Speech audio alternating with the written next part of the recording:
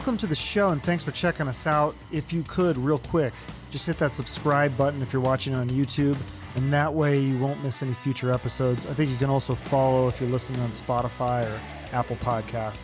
My guest today, Robbie Tobeck, amazing football player, played at Washington State in college, and then went on to play for the Atlanta Falcons and the Seattle Seahawks.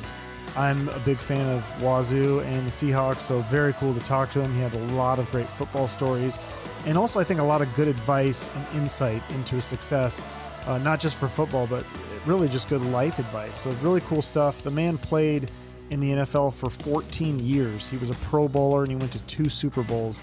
So pretty amazing career. Like I said, lots of great stories, so check it out. Please welcome Robbie Tobeck to my podcast. How you doing, Robbie? I'm doing well. How are you? Great. Yeah. So I've learned a lot about you in the last couple of days. I've been doing a little bit of a deep dive on Robbie Tobeck. I didn't know your whole background story. It's kind of interesting. Well, it is kind of interesting, with how I got to the NFL. It was a different kind of road to take for sure. And I just had some people put in my life that I was able to follow. They were able to give me good advice, and I was, through a lot of hard work and a lot of effort, finally made it. Yeah. So hard work. Your dad was a roofer, and you had to do roofing stuff in Florida in the summertime. That sounds miserable. Well, you talk about motivation to get your degree when you have the opportunity to play college football, and you say, you know what, if nothing else, of course the dream's always to play in the NFL, but if nothing else, I'm gonna get my degree, because I did not want to be on a roof the rest of my life, especially down there in that hot sun. No, but it taught you the work ethic, right? I mean, because that's got to be a big part of your success. Well, when you have the example of your father getting up every day and look, he wasn't the owner of the business that kind of went and bid and did project, and met with clients and stuff like that. He was up there running a crew, and to see a guy get up every single day, day in, day out, and work as hard as I know he worked, come home dirty, filthy, and sweaty and whatnot, and put that kind of work in every day, physically speaking. I mean, there's a lot of different forms of hard work, but that certainly was motivation for me. And then, him getting me up, Saturday mornings. I remember, I'd play a football game on Friday night in high school, and then Saturday morning I was up on the roof, sore as I could be from the night before and stuff like that, but had a lot of fun, learning those lessons. Well, I shouldn't say I had a lot of fun, but didn't have fun learning those lessons, but they were lessons that really sunk in and stuck with me. And when I look back, I owe my dad a lot for teaching me that. Yeah, for sure. So your football career, I mean, you started playing as a kid, but really your high school didn't have football until, was it your senior year? Well, it was one of those deals where, I started playing football in 4th grade. It was always my dream. I was born in Florida, moved to Texas for a while, started playing football and played football all the way through junior high there in Texas and stuff. And then when I got to high school, we moved back to Florida. And part of my deal was I also played a lot of basketball and stuff too. Mm-hmm. And then my parents sent me to a really small Christian school there in Florida when we moved back. And the promise was always, next year we're going to have a football team. Next year we're going to have a football team. And so finally, by my senior year, we had a great basketball program, great basketball team, a lot of good athletes, a lot of good players, and a few guys going on to play college basketball and stuff like that. Wow. But that football team didn't happen until my senior year. So I really had that 1 year to try to make it and try to get it. And did you play, was it running back as a senior, or you didn't play offensive line? No. I wasn't an offensive lineman until really in the middle of my junior year of college. I was a running back and a linebacker, and that's wanted to be the next Herschel Walker, I guess. So it was go ahead. No, I was just gonna say, so, and then the whole story goes where you just randomly run into Jack Thompson from W.S.U, the throwing Samoan, at this charity basketball game, because was when he was in Florida, he was playing for the Tampa Bay Bucks, or maybe he had just finished playing for them. And yeah, he was just kind of finishing up playing for them. And, I went to this charity basketball game, Pro Athletes for Christ, and Jack was playing in the game. And like I said, I was a pretty good basketball player too. And we went in there, and the guys they were playing against this Moody Bible Institute, and that college had actually scrimmaged my high school. We had, like I said, we had a pretty good high school program. We could compete, small colleges like that. And those guys, the pro athletes didn't have enough guys. They had guys from baseball and whatnot. They didn't have enough guys show up. They had 5 guys, and some of them were maybe in the best shape they were when they played and stuff. So with that, they the guy said, hey, this guy over here can play. I happen to have my high tops on and a pair of shorts, and Jack is actually the guy that came over and asked me to play.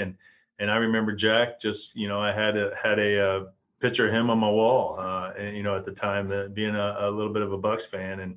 And I said, yeah, I'll play. And I played and played well. And, had a few dunks during the game, I think, and stuff like that. So Jack was kind of real curious to, what my plans were when I graduated from high school. And I told him at the time that, I had some opportunities to play the small college basketball, but I really, really wanted to play football. Mm.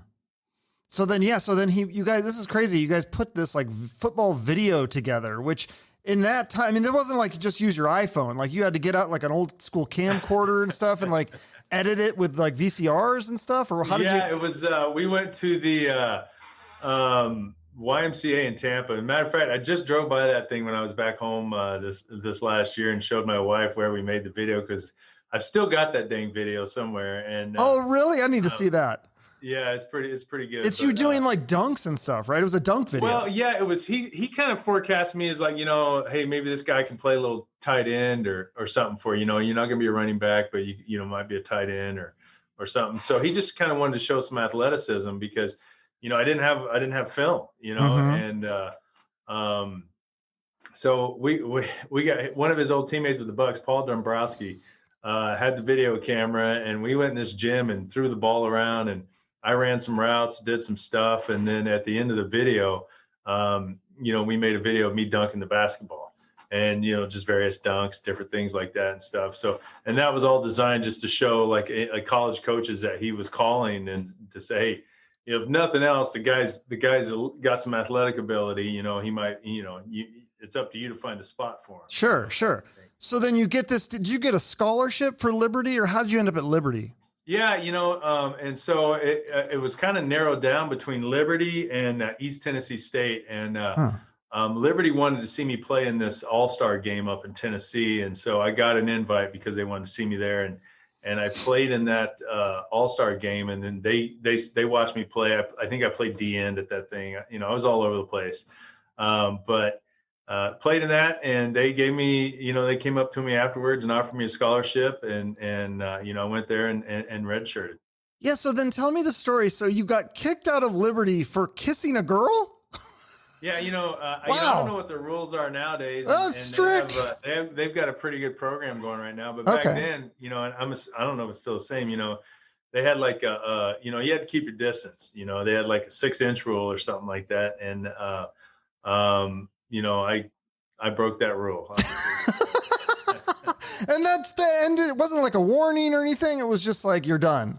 No, man, I was done. But the crazy thing was, after that, you can appeal, and then you can go to summer school and take your classes, get your eligibility back. And I had that opportunity as well, just like everyone else did. But I kind of figured, I was in college, and I wanted to continue, wanted to keep playing football. But, I also had a little more freedom, living with my parents in high school. Right. Yeah. I did there. And I kind of thought that, I'm a good guy. I'm a responsible guy. I can handle myself. I'm going to see what else is out there. And that's long before the days of the transfer portal.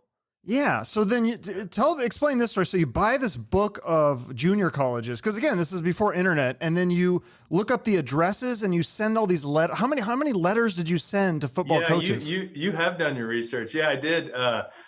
I went and bought I just went to the mall at a bookstore, and I found a book on junior colleges, and it was about yay thick. And I just went through, and it had everything about all these junior colleges. And I went through and found 100 of them that played football. Wow. And I called each one and got their head coach's name. So I wrote a letter, standard letter, but I addressed it to each head coach, and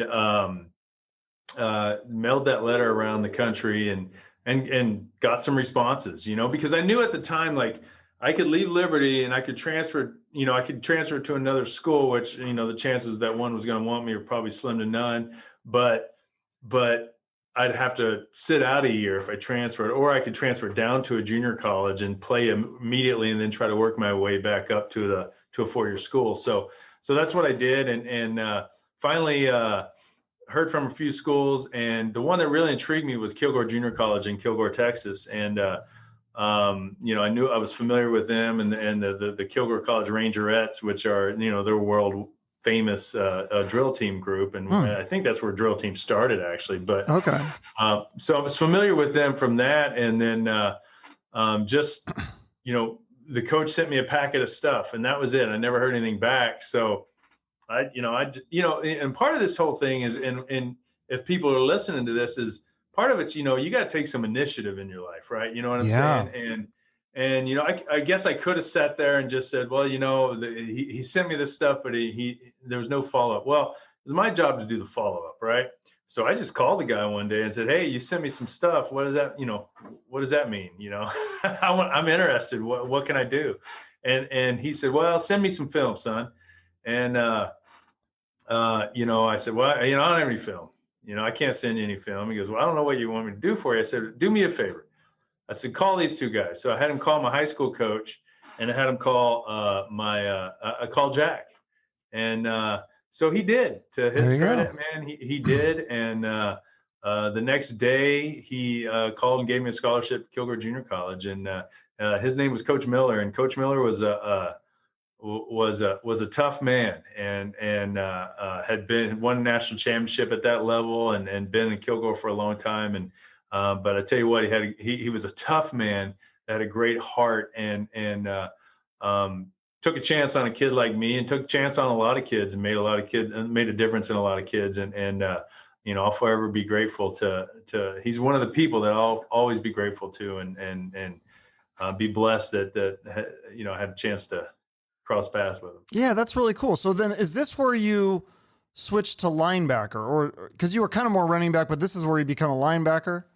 Yeah, I played my freshman year. I played a linebacker, and I was a little, I didn't have that experience, that high school experience, really, and I was always like doing my job, but not kind of making the plays. And then finally, they put my hand in the ground going into my sophomore year, and I lined up at defensive end, and that was really a home for me. I was pretty good at it. I had good hip explosion. I could get into people and I, get around the corner a little bit and stuff. So DN was really a good spot for me at that level.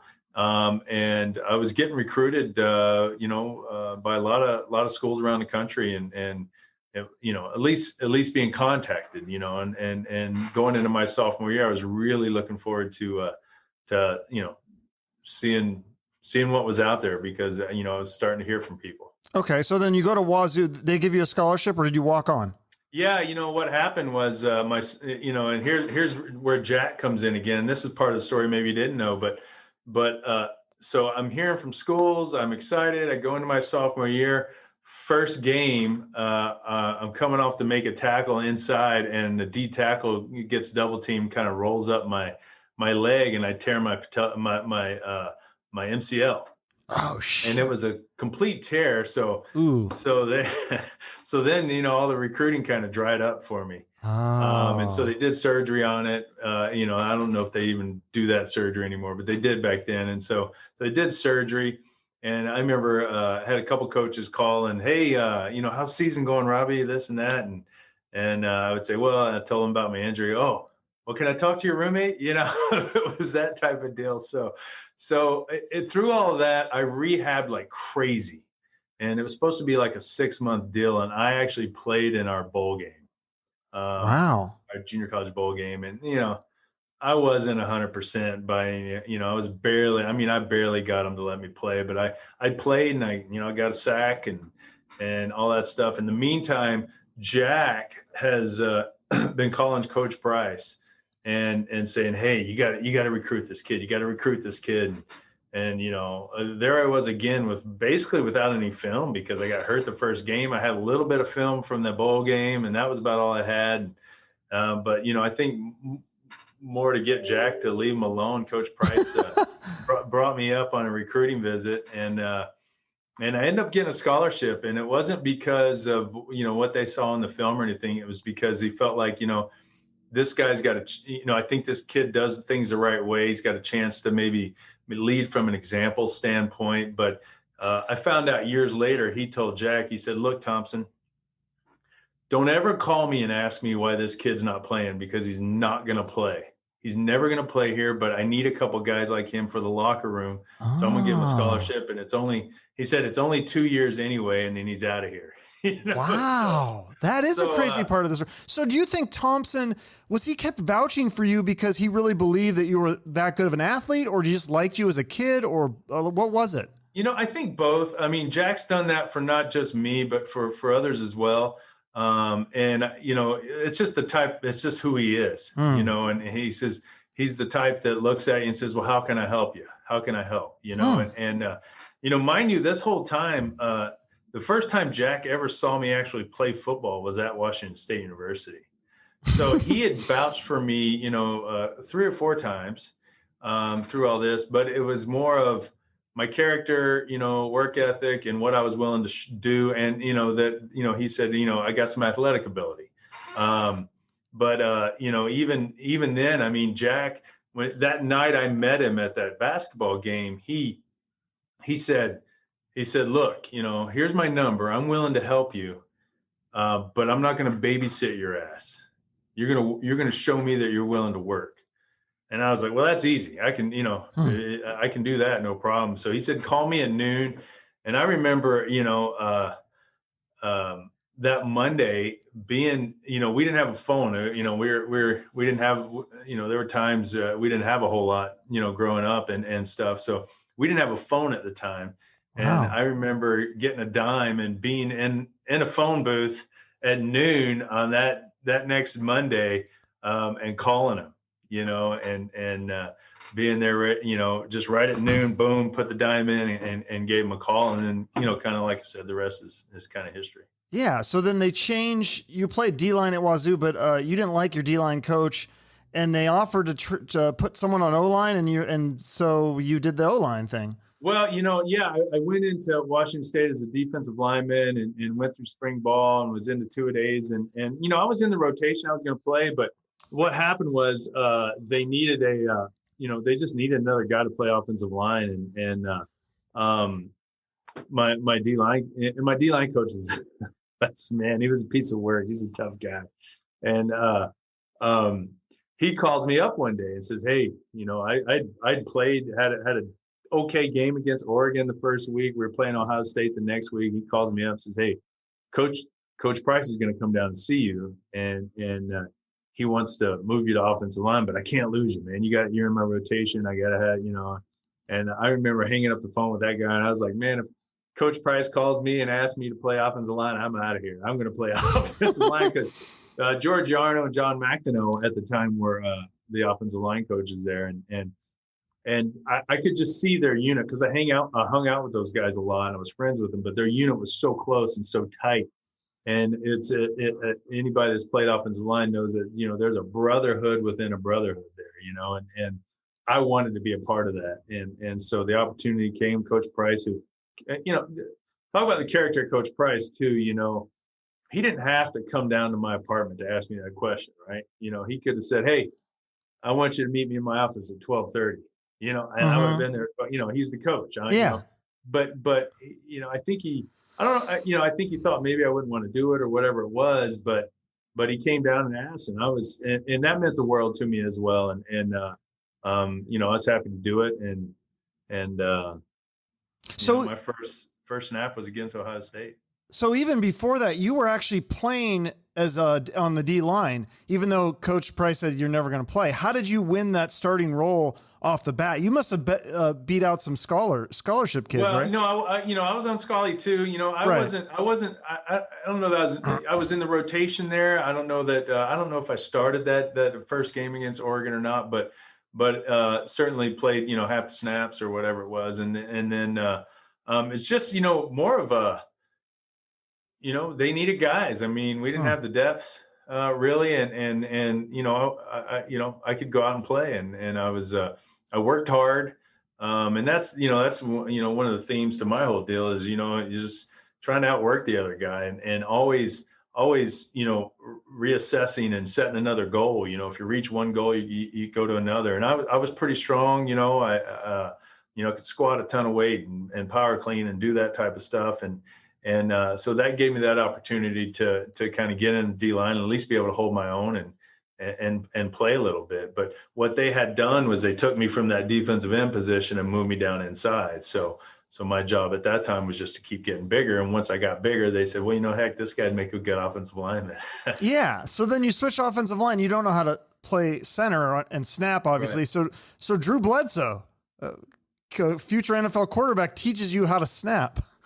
That's kind of cool. Yeah, it was one of those deals where, kind of played my junior year at guard. They really needed, somebody to fill in at that spot, and kind of, all they told me my junior year was learn what the calls mean, and just play basketball. If you're pass blocking, just use your feet and play basketball in front of the guy. I said, I can do that. And so, I progressed as the year went, and then going into that spring ball, I knew that, like, hey, I can play center, and if I got a shot, because the whole time through all of that, maybe it's naive or whatever you want to call it, my goal is to play in the NFL, right? Yeah. Same goal I had when I was in kindergarten all the way through was still, with 1 year of college to go and moving positions and not kind of really knowing a whole lot. My goal was to still play in the NFL. I said, well, I got 1 year to do this. And I looked up the, guys that I'd seen, kind of get it done in a year. So when I told Drew, look, I want to play quarterback. I want to play center. And when you guys, when the quarterbacks are throwing with the receivers and stuff like that, I want to come snap to you. And so he said, sure. And he let me know whenever they were throwing, I would go and I would snap. And I didn't really know how to snap or where to put the ball or any of those types of things. And Drew, being, good guy, and my roommate at the time, kind of, wanted me to be successful, and just kind of taught me, like, here's what I know, and here's how to snap, and here's where you put the ball, and here's what you do. And so just through that, working with him, and by the time we got into spring ball, snapping the ball, making the calls, doing the different things, it wasn't a big deal, because I put that time in through winter conditioning and stuff, getting the videotapes, watching the film, practice making the calls, practice snapping during Skelly and all that stuff. And so by the time spring ball came around, I was able to establish myself as the center going into that next season. Yeah, because I don't think some people might not know that, but what a big job of the center is not to just snap the ball and block. You actually have to make the line calls. Like, you tell, like, if you see blitzes and things like that, it's a very, like, cerebral position, right? Yeah, it's of all the positions on the offensive line, that's one that is very cerebral and more so for certain centers. And one of the things, I had a great teacher in George Arno, and the fact that he did it in the NFL for a long time. He's a Washington State alum and had a similar transition as me. Was a defensive tackle in college, moved to the offensive line in the NFL. Oh, wow. And so, and had a long career, had a nice career and stuff. So he was able to teach me a lot, and taught me how to, even that first year of playing center, how to read safeties, do different things, and move the protections, and do some of that stuff that you don't see a lot of guys doing even still, at that level and stuff. So just having a great teacher, being having the communication I had with Drew and stuff like that would just enable me to take that step. So when I was able to get to the NFL, again, Coach Yarno just told me what to expect and what I needed to do to make the football team. And I just went out and just did that, and it worked for me. That's awesome. So tell me about the Apple Cup 92, the Snow Bowl. You got to play in that one, right? With a big win with Drew Bledsoe. I think it's the fourth biggest Apple Cup win for the Cougars, 42-23 they beat. And I think UW was ranked number 5 at the time. So that was like an upset, right? Yeah, no, it was. They might have even been higher than that. I don't know. They were co-national champions the year before. And so they were coming off that run, and they had a really good football team. And but we did too. But we didn't get the respect, maybe nationally up until that game. I think we finished the year that year at 9-3. Mm-hmm. And so had a really good football team, and that Apple Cup game. I mean, those rivalry games, they mean something. They mean a lot to guys. And I played a lot of football since then, and that's the only game I think I ever played in that I remember the score to it. Wow. It's just ingrained into me. It meant something to us. It was a game where we were pretty good, but still didn't feel like we were respected. They were coming off the co-national championship, the big bad bullies on the block, head to the Rose Bowl. We still didn't know which bowl game we were going to be able to go to, all those types of things. And so when you're playing for respect, a lot of emotion comes out, and then that emotion still comes out when I think about that game and or I see highlights on it and stuff like that. It's because, you're able to set a goal the year before when we lost in Seattle and then accomplish that goal through a lot of hard work and a lot of effort that next year. So what did Price say to you guys, or who fired you up in the locker room? Because you were obviously fired up, right? I mean, the whole team must have been. Mm-hmm. That's one of those deals when nobody has to say much, Really? Because I think it was said the year before, frankly. When we're in the locker room after we lost to them that year, they had Entman and all those guys. And I think the conversations were had in the locker room that year. And I even spoke up and said something that, kind of to everyone's surprise, because I really, here I was, the new guy that but just losing that game just came out of me and hey, it's not going to be like this ever again. It's not going to be like this year. We're going to do this, and this, and we're going to change it. And we did. And that was a good stretch for Washington State. Mm-hmm. Weren't as many bowl games as you have now, but 2 years later, our defense, they were all seniors. They were sophomores in my senior year. And then by the time they were seniors that year is when they went to Alamo Bowl and they were number one defense in the country, and they had a great defense and did some things. And then a couple years after that, you got the Leaf with the Rose Bowl, then you got Gesser in the Rose Bowl. So I really credit that 92 team with kind of kickstarting that run that we had in the 90s, early 2000s. Yeah, that was a fun run. And then it was a really good rivalry with Washington too. So what happened? Like, what do you have a theory on the Apple Cup stretch? Because what is it, 7 losses or something now for Washington State? And these are good teams. Yeah, and three of those games that if we win that game, we're playing in the Pac-12 championship game. Yeah. And so, so good football teams. Yeah. That lost games maybe that we probably should have won. But I think I love Coach Leach and what he did for our program at Washington State and what he brought to it. And he brought some national respect and notoriety and recognition. And I think we 6 bowl games in a row, that type of thing. And so great success. But I get his messaging and the fact that, I don't care if we're playing, Sister Mary's or if we're playing, UW, we got to prepare the same every game. We got to prepare 100%. Right. And I get the messaging, and he's right. You can't. There's no days off. There's no plays off. None of that. You can't have it, and you have to prepare and play a certain way. But one of the things that I use the analogy of when I was in the NFL, I gave 100% every game.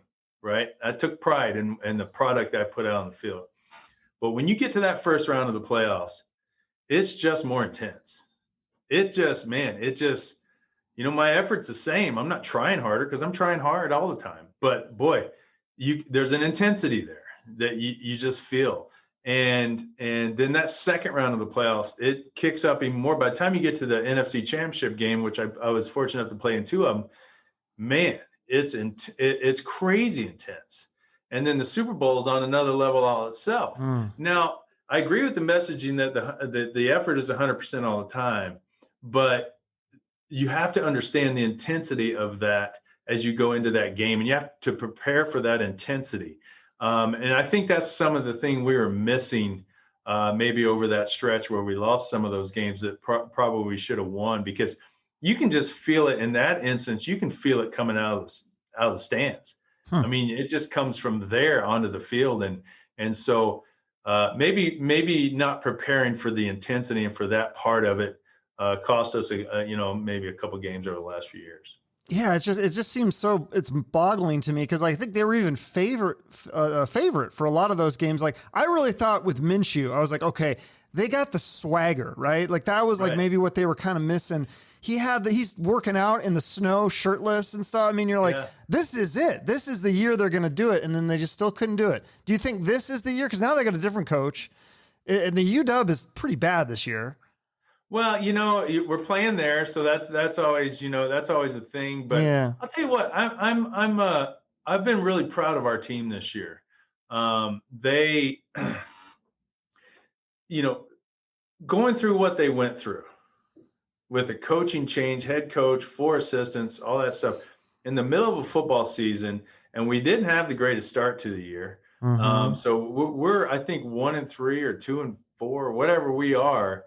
When the coach, gets canned and we're not looking good, a lot of teams would lay down at that point, and you wouldn't get much out of them the rest of the season. But these guys have continued to play hard, and have won some good games. I mean, Arizona State on the road, winning the game this last weekend against Arizona's not a very good football team, but we didn't, we won the way we should have won. Yeah. And in really tough conditions, it was raining. I was at the game. It was foggy and rainy and nasty out,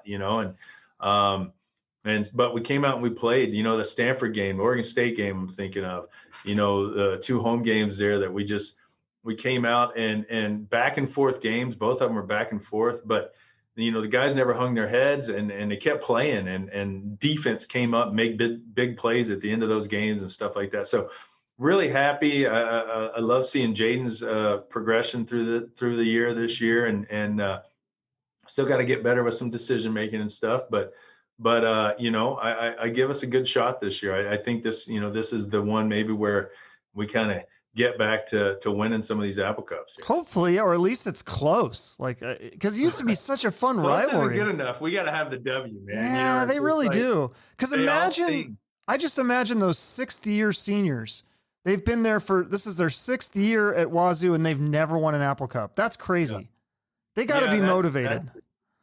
That's got to be a motivator, because, especially some of those guys, aren't necessarily going to go to the NFL or whatever it might be. And this is this is the last time. I mean, you're going to go to a bowl game, you're going to have fun and stuff like that. But this is the last one where, this is a meaningful full game, and your last chance at University of Washington, especially if you're going to be a guy that lives up here in the Northwest. You can't, despite it all, I tell my friends that are Huskies, last time I was on the field with them, we kicked their tail, right? So I got nothing to do after that. But so you want to be able to say that as a Cougar, right? You want to be able to say that the rest of your life, especially you're going to live up here in this area. Absolutely. So anyway, back to your story. You graduate W.S.U, and then the draft happens. You don't get picked. You said there was 3 teams that were interested in you. Obviously, you end up settling with Atlanta. Who are the other 2 teams, though, that you turned down? Houston, Chicago. Okay. Chicago was really, really interested, and that was close. But in Houston, made some phone calls after the draft and said, "Hey, we'd like to, like you to invite." But I kind of knew what that was just like, basically going to end up being a camp invite, and they weren't going to give me much of a shot. The thing I liked about Atlanta and what made sense for me with Atlanta is, Keith Rowan, the offensive line coach, got on the phone with me and said, "Look, this is our team. These guys are our starting 5. This guy's going to make the team as our top backup for all positions. And then we have a guy that was on practice squad last year. And then there's 3 other spots that we're going to bring a bunch of you rookies in, and maybe sign a couple, free agents or whatever. And you guys are all going to compete for these spots." And I was like, those are good odds. They're not set. Their roster's not set. Mm-hmm. And so all I got to do is be out another rookie, rookie free agent, just like me. So the odds were there to try to make the football team, as opposed to a lot of times what you do is you go to training camp and you know, the roster's kind of set already, but they need bodies. So you get an invite. And I really felt that way with Atlanta, that I was going to get a legitimate shot at making that football team. Yeah. And this was a scary time for you though, because again, there's no guarantees. And all you got was a shot and a tryout, and you're a long shot kind of to make it in a way. And then was this also when you had a kid on the way? So you're like using your fear. Explain how you did that. You used your fear to motivate you. It didn't freeze you or.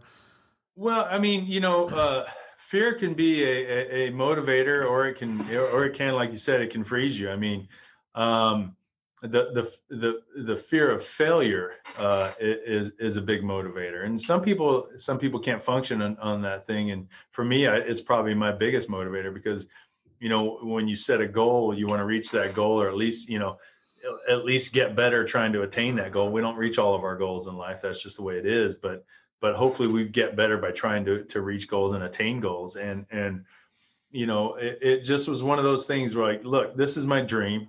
This is what I want to do. I had the pressures of, you know, McKenzie being on the way, all those types of things. But it came down to doing certain things, learning the offense better than some of the other rookies, hustling, making blocks downfield, doing all those types of things. And when I mentioned earlier, Giorgiano told me what to expect when I got in the NFL. Those are some of the things he told me. He said, look, make plays downfield, blocking, and learn the offense. And by just doing those two things, I was able to get into the first preseason game ahead of all those other rookies, because I knew the offense. I knew I could go in and function and make calls and stuff. Was I perfect? No. But what I did do was I also hustled. I learned the offense better so I could get in the game. And then I hustled and was able to, a guy from Miami intercepted the football, and, you know, it was a DB, he had a thing, and I had an angle on him, and I ran him down, made a tackle, stopped the game. So the mental part of it, the hustle part of it, after that game, it was my job to lose at that point. And so again, just, you know, listening to people that have been there and done it, and taking their advice, and continuing to work hard, stay positive. Coach Price, again, you know, another, talk about the heart on Coach Price, and I owe him a lot as well. And during that year, when I was in Atlanta, we had back then, you know, when I was with the Seahawks, it was always, in training camp was 1s versus 1s, 2s versus 2s. You know, you didn't have a lot of the 1s versus 2s. And when I first got to Atlanta, it's Jerry Glanville, and it was 1s versus 2s all the time. And we had just signed Pierce Holt, who was one of the top D tackles in the league. We brought him over from San Francisco, and playing center was easy for me. I had to show him that I could play guard, right? And so here I was lining up at guard, because they wanted a guy that could do both. And they knew I could play center. That was easy. Did that. I was like the second team guard and the third team center, and showing them both. But when I was playing guard, I had Pierce Holt lining up on me every day and wearing me out. Yeah. I mean, not even, it was not fun, just wearing me out, right? And that's what happens, you know, your rookie year a lot of times, especially unless you're a first round pick, you know, you're expected to have some growing pains, because it's the NFL. You know, and Coach Price called me midway through training camp and asked me how it was going. I was like, man, I do not, man. I don't know. I'm getting my tail kicked and this, that, and the other thing. He said, hey, you know, screw those guys. If they don't see your potential and they don't know you can play, we'll find another home for you. I know you can play in that league and you can get it done. I mean, here he is taking time out of 2 days at Washington State to call me and check on me and give me a word of encouragement. You know, that's cool. And so, you know, it's little things like that Coach Price did that, you know, that people don't know, but part of what made him so special, you know, and so just doing those things, that word of encouragement from Coach allowed me to get to keep fighting. And by the end of the year, I could block Pierce Holt. That's awesome. Some of the time, at least. Some of the time. So then you were a practice squad player, I think, your first year, right? But then eventually you work your way onto the starting lineup. So you got to tell this story. This is one of your career highlights, right? 96. Your tight end goes down, Mitch Lyons. So they put you in at tight end, and you get to score a touchdown. This is awesome. Yeah, I never knew this. So I'm starting at left guard. As my second year starting, I'm starting at left guard, and we show up to the stadium, and every offensive lineman thinks there are two things: could be a receiver and a basketball player, right? So we show up to the stadium, and we're in the run and shoot, which is what Washington State runs now, and we're in the run and shoot offense, and so we got one tight end on the roster, and his name is, like you said, Mitch Lyons. Our plan, we're playing the Steelers that week, was to use Mitch a lot. In some games we didn't use him at all, but our plan was that was going to be our offense that week. Well, after the week of practice, Mitch shows up at the stadium on Sunday morning in full back spasms. Can't even walk. And he's just locked up. He can't go. So June Jones, and mind you, I'm the starting left guard, comes up to me and says, "Hey, when we go blue," which was our offense, our blue offense had the tight end, would be 11 personnel. When we go blue, you're playing tight end today. I was like, "Oh, all right." And so he hands me a sheet of paper that has all the routes and the plays and the routes and stuff. And so I'm like, "All right," so I'm studying this thing before the game, and Bobby Hebert's our quarterback and stuff. And I start the game at left guard, second or third play, we go blue, and we run that offense all the way down the field. We get on the goal lines, first drive of the game, and we get on the goal line, and Bobby calls a play, and I don't remember that play being on the sheet. And I'm like, "Bobby, what do I do?" And he goes, "Just go to the corner." Oh, okay, yeah. And so I remember like it was yesterday. I'm in my stance going, "Okay, am I supposed to block down and then go, or do I just go, whatever?" So when the ball was snapped, I kind of blocked, and when I did, they ignored me completely and went to everyone went to cover Jamal Anderson, who was our big stud running back. Yeah. Well, I kind of drifted out to the back of the end zone, and next thing I know, the ball's coming at me, and it's slow motion. I have all these thoughts going on in my head, like, "Oh crap, I'm in the wrong spot," and then I'm thinking, "No, he threw that to me. I'm going to go ahead and catch it. That's mine." All these thoughts going through and so I catch the ball and scored a touchdown, and I go crazy. Yeah, because offensive linemen, you don't get to score touchdowns very often. That's pretty amazing. We don't get to do that a lot. So did you spike it, or did you have a touchdown dance? Well, I kind of just went crazy, like I said, and started running around. But I guess when I ran around, I stiffened my arms up a little bit as I was running around, and Billy Joe Tolliver, our backup quarterback at the time, Texas Tech guy, nicknamed it the dead fish the next day. So I guess that was my touchdown. That's awesome. And then Berman talked about you too, right? The nickname, yeah. That's cool. Yeah, the Tobeck, baseball deal. So when you get a Berman nickname, that's a highlight right there, man. Right? That's amazing. That's so cool. So yeah, then in '98, you guys blocked for you, like you said, Jamal Anderson. He has 1,800 yards, and then that championship game against the Vikings, is the kicker misses the game winner, right? Isn't that what happened? Yeah. Well, it was it was one of those games no one gave us a chance. Now, they were 15-1 going. That was Randy Moss, Randall Cunningham, that whole deal, and they were 15-1, couldn't be stopped, but we were 14-2. That's right. Every other year we'd have had home field advantage. We were 14-2. We were a good football team and beat the Niners the week before in the divisional round, and we were a good football team, but people didn't give us a chance. So went down there. Vikings got up early. We came back, and then their kicker, Gary Anderson, I believe it was, didn't have. I mean, he hadn't missed a field goal all year. Yeah, that's crazy. Hadn't missed one. Well, he misses. So the game's tied. We go into we went into overtime. And, of course, we had Morton Anderson. We had the other Anderson, and Morton's a Hall of Famer. Yeah, I got to run into him this last August. But Morton's a Hall of Famer, and God, I mean, he was going to make that kick all day long, and here we are. We're going to the Super Bowl. We got the upset win in Minneapolis, and off to the Super Bowl we went. So after the Super Bowl, you go. So I didn't know this story. I think a lot of people know the thing with Eugene Robinson. He got in a little trouble the night before the Super Bowl, but I didn't know about this plane controversy. Can you explain this to my listeners, where Dan Reeves said that the Pro Bowlers and the 10-year veterans would get out of the plane first, And that pissed off Terrence Mathis, the wide receiver, and some other people. So it was like the team kind of divided on this. Some people said, "Oh, that was a great idea because these people showed leadership," and then other people said, "Well, no, we're a team. There shouldn't be people favored." Yeah, I don't think Dan meant it as a people favorite or anything like that. I think it was just a respect thing and an honor thing. Like, this guy's a 10-year veteran, get it, but frankly, I don't recall that ever being much of an issue.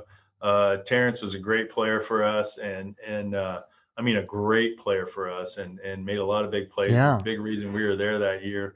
But I think it was just one of those deals. I don't recall it just being that big of an issue. Certainly wasn't to me. And the bigger issue, I think, was the night before the Super Bowl when Eugene got in his trouble. But that's, that's one of those things that happened. And we weren't able to overcome it on game day. And you can't put it all on Eugene. I mean, I ended up getting hurt. We had guys that had made plays during the year that didn't make plays. We had some other guys that were talking a little bit during the week, and they didn't back that talk up. So there was all that sort of thing that kind of led to that us not getting the win. Yeah, well, it's still cool to play in the Super Bowl, though. That's yeah. I was fortunate enough to play down there in Miami and to play in it, and I was fortunate enough to play in two of them, and you just. There's just nothing like it. I mean, it's the ultimate playing in that game. Yeah. So when you go to the Seahawks, you're working with Coach Holmgren, and you say he's the best coach you've ever had. Yeah. So he's one of the guys I like playing for. The most, and I always thought he did it. Number one, he's a great coach. He knows football. He knows the game, but he knows people and he knows players better than. He always struck me as a guy that knew his players better than players thought he knew them. I think there's some guys that think, oh, he doesn't relate. No, he knew his guys, and he knew what to say and how to say it sometimes, and sometimes that ruffled feathers. But I always thought he was really fair. He would pat you on the back. He'd also tear you down a little bit, but I know it always came from the right spot and the right place. And that's one of the things I liked about him. And I related well to him. A lot of the things he felt, I felt, and I saw that passion and where it came from. And I just really enjoyed playing for him. And he was good to me. And it's funny, I'd spent the 7 years in Atlanta and had worked so hard the time I was in Atlanta to become a starter, to get respect. And, then we went to the Super Bowl and all that stuff. And then a couple years later, you're in Seattle, but the fact that you had been to the Super Bowl and you were a starter in the league and you'd done some stuff, and you come into the locker room and you're given respect just because, where you've been and what you've done. And I thought that was, pretty cool. And Coach Holmgren gave me that respect as a veteran player and stuff like that, and said, this is what I need from you. And then I'm the type of guy that if Coach tells me this is what I need or this is what I want, I'm not going to let you down, man. I'm going to get it done somehow, some way. And as opposed to where a lot of guys maybe need a little, need a backside shoot to get them going or something like that. I'm more motivated by not letting you down. So, he did that and gave me that opportunity to lead and be respected and those types of things. And I certainly wasn't going to, let him down in that respect. No, you did great. One thing I remember that era though, 'cause, I'm a big Seahawks fan. I watched all those games. I just remember there was a lot of dropped balls. And it's like, it's easy for me to sit on the couch and be like, oh, just catch the freaking ball. But like, how was that handled in the locker room and in the huddle? Like, do you just try to move on and just not think about it? Or, does Holmgren chew these guys down? Or yeah, Holmgren used to have this thing. He would say that if you're gonna play receiver and drop the ball, you might as well be playing guard. Because you're not doing me any good either way. It was his point, like, So I remember we went through some of that, and it's part of the growing pains, and and some guys that would drop it a little bit because maybe the focus wasn't there all the time, those types of things. And it was just one of the things you got to overcome. I mean, sometimes an offensive lineman gets beat for a sack or a holding call or those types of things, and those can be drive killers, and so can dropping a ball. But you got to all come together as a team. And I remember one time I said something to one of the receivers on the sidelines and about a dropped ball, and all the receivers jumped me, not physically, but jumped, and to their point was, you guys do your job and we'll get our job done, and so you got to have a little bit of that team. You got to be able to say something to each other, but you got to do it the right way sometimes, and you can't let your emotions get too carried away out there, even though it's an emotional game and I was an emotional player. You got to learn to restrain that emotion at times and be able to function and get along. And nobody wants to drop a ball. Nobody wants to give up a sack. It's just it's football sometimes. Yeah. Well, I mean, you guys had some great games either way. That Packers game, the playoff game, where Hasselbeck's like, we want the ball and we're going to score. I love that. Right. You love that. Did everyone love that though? Holmgren was kind of pissed about it, wasn't he? No, I think, I think everyone felt that way, and Mike included. I mean, it's become more famous because of how it turned out, Yeah.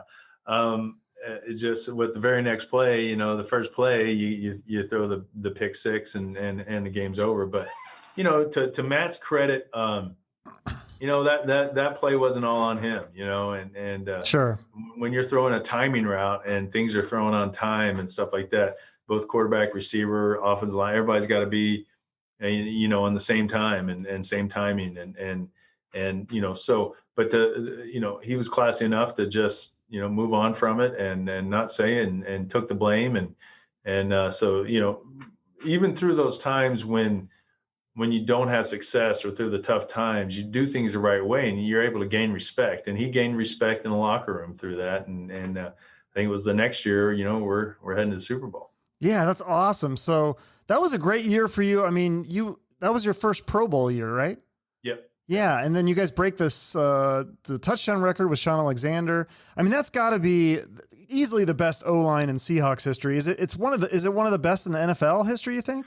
Yeah, I think if you read the ratings of I've seen some articles through the years ranking that offensive line as one of the top top five or maybe honorable mention for the top five, things like that. I've seen different opinions out there. And one of the opinions was, if we'd all been together just a little bit longer, certainly probably one of the best offensive lines, maybe to play. I mean, you got first ballot Hall of Famer and Walter Jones. You got Hutch, who went in the Hall of Fame this year. Well, really last year, but got the induction this year. And then myself, I was able to make a Pro Bowl that year. And Chris Gray, who retired with a Seahawk record for I think games started, something like that, or most consecutive games or something. I think Russell recently broke that record a year or two ago.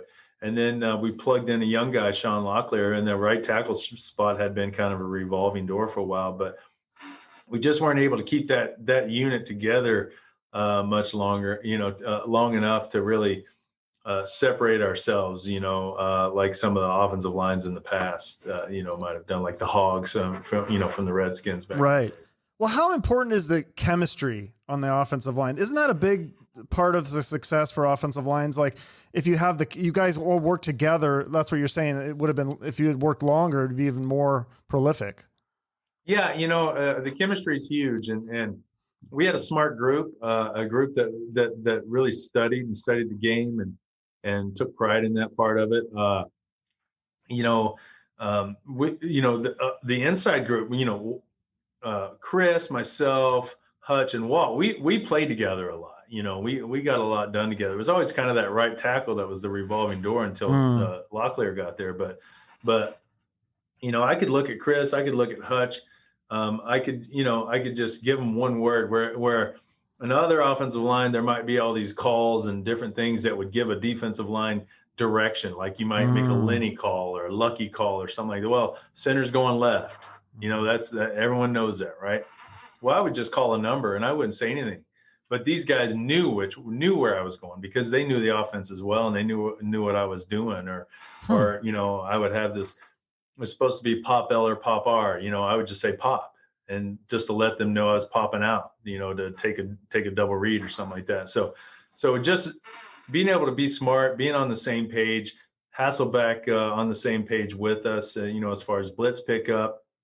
We spent a lot of time doing that type of stuff, and got on the same page with our quarterback, and a lot of times our receivers who might have to break a route off, those types of things and stuff. So just having a group of guys that were smart, cared about their job, and I think that's part of what just made us really good. Yeah. Well, gosh, you guys were amazing. I love the NFC Championship game that year. That was amazing. Was that the loudest game that you had ever played in? Yeah, I mean, as soon as you said NFC Championship game, that was the first thought that came to mind.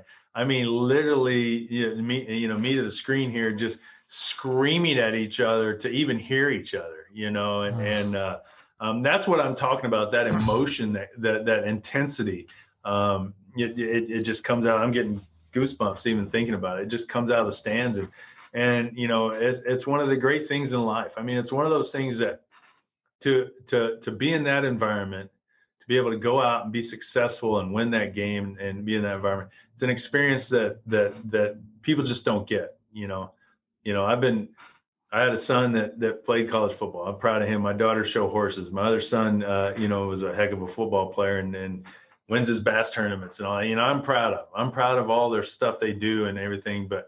And I'm proud of some of the other stuff I've done in business and things like that. But nothing replaces that right there. I mean, that's the ultimate, and I don't know that it gets any better than that. It was a pretty cool experience. Oh yeah, it was amazing. Obviously, the Super Bowl didn't turn out as the way we wanted, and we could blame the refs or whatever. Shit happened. Ken Hamlin got in a bar fight, and then he doesn't play. So lots of bad factors. So then the next year, what do you think happened with Sean Alexander? Because he went from 1,800-yard rusher to just never being quite the same. Was it because Hutchinson left, or was it because of Alexander's injury? Was he too old? Did he just not care because he got the money? Like, what's your thoughts on that? No, I think there's a lot of things. Guy gets hurt, that's a factor. I think we lose Hutch, that's a factor. I got sick 8 games into that season that next year. And I ended up in the hospital and couldn't play the rest of the season. So now you got for the last half of that year, you got 2 starters off that team that went to Super Bowl off that offensive line. You got 2 starters that are out, and there's a reason. There was a reason we were the starters. Sure. There's a reason.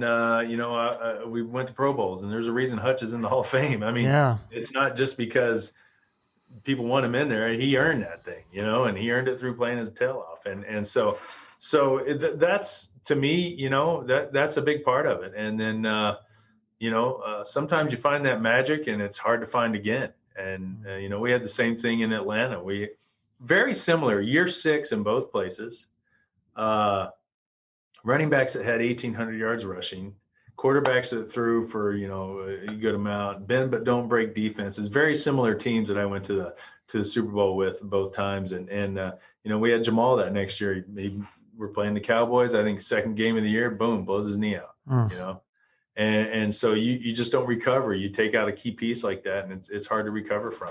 So how much do you think just luck plays a role in success, or especially with football? I mean, that's got to be a big piece, because even with you, you had some good luck too, because if you got hurt your rookie year, that could have been the end, right? Yeah, I remember, I don't know, my 13th year in the league, Chris Gray and I were both rookies the same year, and a rookie came up and asked me a question. He said, what's the key to longevity in the league? And I said, you got to stay healthy. I mean, that's a big part of it. And, it's being lucky enough to not get hurt and not give the guy behind you a chance or whatever it might be, being available. And he looked at me, he goes, I just asked Chris Gray the same question. He said the exact same thing. Is there, so, I mean, yeah. Part of winning the Super Bowl is you got to stay healthy, and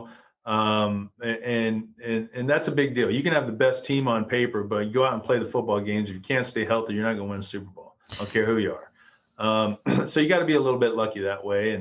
And, you know, sometimes it's nice to have the ball bounce your way. Right. Yeah, that definitely plays a part. But so then with the injury thing, I mean, besides the luck, because some of it is just total, you know, wrong place, wrong time or whatever, but is there anything that you can do to prevent injuries, or any tricks that you've learned throughout the years, like either healing faster or preventing things? Or, you know, that has progressed so much. So, you know, I was a rookie in '93, and, you know, from that time to now, it's night and day. The guys, you know, I was part of the group that, you know, we were into, you know, taking our protein and our supplements and getting strong. And we worked hard in the weight room, and we did all that type of stuff. But now these guys, you know, toward the end of my career, every Tuesday I had a massage schedule, you know, every Tuesday morning I started doing some of that stuff. And now these guys have it to another level where they've got, you know, some of these guys got a staff. You know, this guy's my nutritionist, this guy's my supplement guy, this guy's my massage. You know, they got a whole staff of people that take care of them. And frankly, the nutrition at the facilities is a lot better. You know, you go to the Seahawks facility now, and they've got chefs, they've got big kitchens, they've got all these options, everything else. And back when I played, heck, when I was in Atlanta, man, we were running to Burger King for lunch, you know, and things like that. And it's just a different world. So I think that's all very important. You know, training, obviously, and the type of training and training for explosive movements, that can be very important. But heck, I mean, I blew my patellar tendon my second week with the Seahawks working out in the off season, you know, and it was an exercise I've done a million times, and I did it, and I was fine. Then we decided to do it one more time, and I blew my knee out. So it's like, you know, it can be, you know, a lot of it is luck, you know, just twisting the wrong way, or a guy rolling up on you, or those types of things. But, you know, there's certain things, you know, pulls, strains, things like that can oftentimes be mitigated for. For sure. What do you think of the Seahawks now? Like, I always think, like, what if Russell Wilson had that 2005 offensive line? Like, how much he would be insane. Yeah, I always wanted to block for Marshawn Lynch. You know, I was kind of, when I retired and then they got him, I was like, man, that would have been a bad dude to block for. You know, that would have been fun, you know, because he brought a certain attitude to the game that we tried to bring to the game, and stuff like that would have been fun. But, you know, look, these guys are out there playing. I think, you know, to be fair, you know, I think, you know, sometimes, you know, Russell could do a better job of stepping up in the pocket as opposed to scrambling around backwards the way he does, because that can put your tackles in particular in a bad spot, because they're trying to run guys back there. But you say that, and then all of a sudden he runs around and he throws an 80-yard bomb to lock it, and we win the game. You right? know? So, I mean, yeah. There's good with the bad. It can look ugly at times, though, and I just think, it's just, this is one of those years. It's been a little challenging, and it's a challenge that Russell hasn't faced since he's been in the league. I don't think he's had a losing record. He's been good and played on good teams and stuff. So, they've got to finish the year strong. They got to continue to try to get better. I think that's the thing to do, is you can never rest on your laurels. And when it's going, and when you're struggling, you just got to keep fighting. Mm-hmm. And so, the object is to continue to try to get better. I think back when we, in my Seahawk days, beating the dang Rams. Yeah, that was so tough. We were better than them. Yeah. But for about 2 years there, they were beating us because for some reason, I can't tell you what it was, we could not get over that hump. Remember when we lost to them in the playoffs here that one year, and it was like, doggone it, we should have blown that team out. They weren't that good. Was that the time you guys lost them? It was like three times they beat you. Yeah, that was the year. And, that was rough. And then that next year, we climbed that mountain. We beat them, and we figured it out, and we got it done. And then they couldn't beat us, And so sometimes it's just, you just keep pounding your head until you finally get there. Yeah. So do you think Wilson will be back on the Seahawks? Do you think Pete Carroll will be back? Or do you think they're going to do like a rebuild or something? Yeah. I think these guys have earned enough to get another year together. I don't think it's time to blow it up yet. Now you come back out next year and you're 3-8 start the year, and you say, okay, well, maybe it's time, maybe, because I don't know what it is sometimes. guys lose their edge, or the change of scenery does better for something, but coaches lose their messaging or whatever it might be. And I'm not saying that's happened in this case. I'm just saying it's weird how that works sometimes. And that's what makes New England so impressive, that Belichick has, his messaging is what it is, and this is how we're doing it. And that hasn't changed. And the fact that him and Brady were together so long, the success they've had, and they can both continue to have separately, that's an impressive thing, and it's a hard thing to do. And you see that here with Pete and Russell now, that it's hard to sustain for as long as those guys will sustain. That's what makes it so special. Yeah, no, it's all fascinating. Well, this has been great. I've really enjoyed this conversation. I want to thank you for doing it and taking the time. I do like to end each episode with a charity. I don't know if I mentioned that. Is there a nonprofit or a charity or just a cause that is near and dear to your heart? Well, I've been doing some stuff lately for actually going to an event tonight for this Ronald McDonald House charity locally. Obviously we all know about the Ronald McDonald House. This charity in particular does a good job of taking kids around Christmas time, providing a gift, taking them on. And before COVID, they were taking them on a cruise around Lake Washington and do some of that type of stuff and everything. So that's been one that's kind of near and dear to my heart. Okay. I'll put that in the notes. And then also I want to mention too, you have this insurance company, which I thought it was fascinating that you started working insurance while you were still in the league, right? Mm-hmm. Well, it's part of being a rookie free agent. Oh, it was that time. Okay. So you weren't sure if you were going to be, yeah. Yeah. You just never know, and, we talked about luck a minute ago, staying healthy, right? That patellar tendon I tore with the Seahawks, that could have been it for me. I was able to come back and play, but that could have been it, right? And so I just, always wanted to be prepared, and we've been able to grow our agency and do a good job at Griffin MacLean, and we just actually were acquired on November 1st by U.S.I. So now we're part of one of the largest brokerages in the country and probably the world, and I'm excited about new challenges and being able to do more for my clients and offer more and stuff. So it's an exciting time for us, and to see a lot of the hard work we put in pay off in the insurance world as well. Yeah. So who can, what kind of clients do you look for? High profile clients, or just anybody could get insurance from you guys? Or? Well, certainly we do home and auto for anyone. On the business side, I'm always looking, I specialize in contractors and bonding accounts, those types of things, but certainly any company, commercial, type, business, property managers, those, properties, all that type of stuff is certainly right in our vertical and one of the things we like to do. Okay, cool. Well, this has been great. Like I said, thank you so much for doing this. I appreciate it. And people need to check out the insurance company. All right. I appreciate it. Thank you. All right. Thank you. See you later, Robbie. Have a good one. Bye-bye. Well, if you're a football fan, those are some great stories. Even better if you're a fan of the teams like I am. I really enjoyed it. If you did too, make sure to subscribe to the show so you get notifications on future episodes. And let me know who you'd like to see on the show for future episodes. I'm having a lot of fun with these sports interviews, and I think it's good to get the ex-ball players because they have a lot more stories than current players. So make sure to check out Robbie's insurance company, Griffin MacLean. I may get a quote myself because I'm in the market for a new insurance company after my whole fiasco with Allstate. So, all right, well, that's it. Thank you for listening. Have a great rest of your day, and remember to shoot for the moon.